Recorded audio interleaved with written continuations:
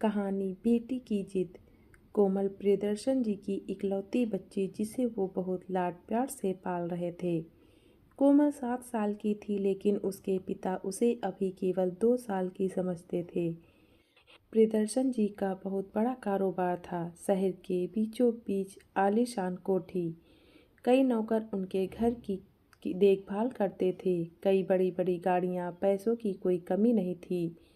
सुबह कोमल सो रही थी तभी उसकी मम्मी कविता ने उसे उठाया। कोमल जल्दी से अपने पापा से मिलने आ रही थी क्योंकि पापा चले जाते हैं फिर रात को देर से आते हैं। वह सीढ़ियाँ उतर ही रही थी तभी उसने देखा उसके पापा मैनेजर राधे श्याम को डांट रहे थे। राधे श्याम जी, आपको कितनी बार कहा है कि मुझे काम में लापरवाही नहीं चाहिए, लेकिन आप ठीक से काम नहीं कर पा रहे हैं। ऐसा है तो आपको नौकरी से निकाल देता हूँ। आपके जैसे बहुत से मैनेजर लाइन लगाकर खड़े हो जाएंगे। राधे श्याम जी की आंखों से आंसू छलक रहे थे। उन्होंने गिड़गिड़ाते हुए कहा, सर, मेरा बेटा बहुत बीमार था, इसी कारण हॉस्पिटल जाना पड़ा मुझे।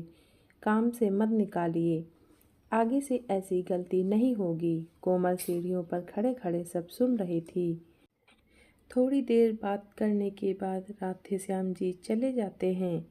कोमल अपने पापा के पास आ जाती है। उसे देखकर प्रियदर्शन जी बहुत प्यार से कहते हैं, मेरा बेटा आ गया, आज तो बहुत जल्दी उठ गया। क्या बात है बेटी, कुछ उदास सी लग रही हो, किसी ने कुछ कहा क्या? यह सुनकर कोमल ने मुस्कुराते हुए कहा, नहीं पापा, किसी ने कुछ नहीं कहा है, बस आप वो राधे श्याम अंकल को डांट रहे थे, मुझे अच्छा नहीं लगा, बेचारे रो रहे थे। प्रियदर्शन जी ने कहा, बेटा, तुम इन लोगों को नहीं जानती हो, ये लोग कोई न कोई बहाना बनाते रहते हैं। आगे से मैं ध्यान रखूंगा कि तुम्हारे सामने ये सब न हो। प्रियदर्शन जी बातें कर ही रहे थे तभी कविता जी ने आकर कहा, चलो, आपको ऑफिस के लिए देर हो रही होगी। कोमल को भी तैयार होकर स्कूल जाना है। कुछ देर में कोमल के पापा चले जाते हैं। कोमल भी तैयार होकर स्कूल चल देती है। स्कूल में भी उसका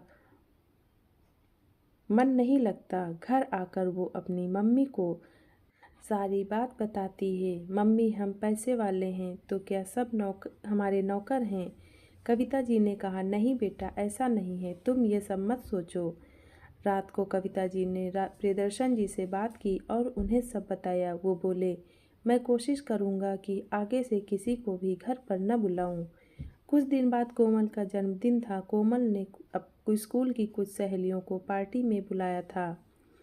उनमें से एक बहुत गरीब घर की लड़की पायल भी थी। उसके पिता चौकीदार थे। पहले तो उसने मना कर दिया लेकिन कोमल के जिद करने पर वह आने के लिए तैयार हो गए। दोनों बाप बेटी तैयार होकर कोमल के घर पहुंच जाते हैं।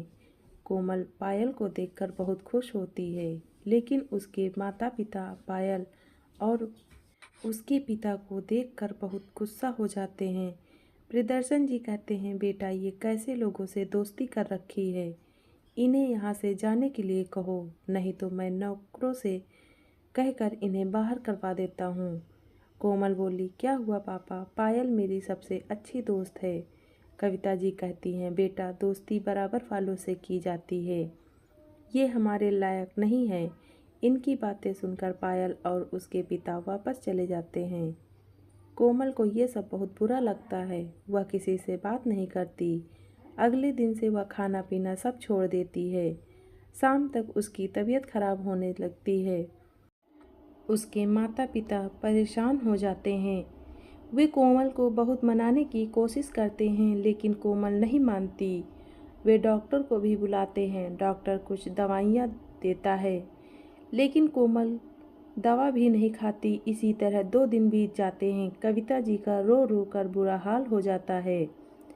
कोमल बेहोश सी होने लगती है। अपनी बच्ची की ऐसी हालत देखकर प्रियदर्शन जी बहुत परेशान हो जाते हैं। बड़े से बड़े डॉक्टर भी जवाब दे देते हैं। कविता जी बहुत मुश्किल से कोमल से बात करती हैं। कोमल उन्हें बस इतना ही कहती है, मम्मी, मैं गरीब होना चाहती हूँ जिससे किसी गरीब का दिल न दुखा पाऊँ। यह सुनकर उसके मम्मी पापा को गहरा धक्का लगता है। वे समझ जाते हैं कि उनका गरीबों से भेदभाव ही उनकी बेटी के लिए जानलेवा रोग बन गया है। प्रियदर्शन जी अपनी बेटी से कहते हैं, बेटी, आज के बाद मैं किसी का अपमान नहीं करूँगा। कविता जी भी उसे समझाती रही। प्रियदर्शन जी उसे छोड़कर स्कूल पहुंच गए। वहां प्रिंसिपल को सारी बात बताई। उसके बाद वे पायल को लेकर उसके घर गए। प्रियदर्शन जी ने कहा, भाई जी, मुझे माफ़ कर दो, मैंने उस दिन आपका अपमान किया था। मेरी बेटी उसी दिन से खाना पीना छोड़कर बीमार पड़ी है। मुझ पर एक एहसान कर दो, मेरे साथ चलो। पायल के पिता पायल को साथ लेकर उनके घर पहुंच गए। पायल ने कोमल से कहा, देख, मैं आ गई, तेरे पापा मुझे लाए हैं और अब वे कभी गुस्सा नहीं करेंगे। प्रियदर्शन जी ने कहा, बेटा, अब तो कुछ खा ले, देख मैंने अपना घमंड छोड़ दिया है। अब मैं अपनी सारी दौलत गरीबों में बांट दूंगा, तू भी अपनी जिद छोड़ दे। कोमल ने हाँ में सर हिलाया। उसके बाद डॉक्टर ने कोमल को जूस पिलाया, फिर कुछ खाने के लिए दिया। प्रियदर्शन जी ने पायल के पिता को अपने पास ही में एक घर बनवा कर दे दिया। उस दिन के बाद से उनको जितना भी फायदा होता, बस अपने खर्चे लायक रख कर सब दान कर देते थे। बेटी की जिद ने एक पिता को जिंदगी का सबक सिखा दिया।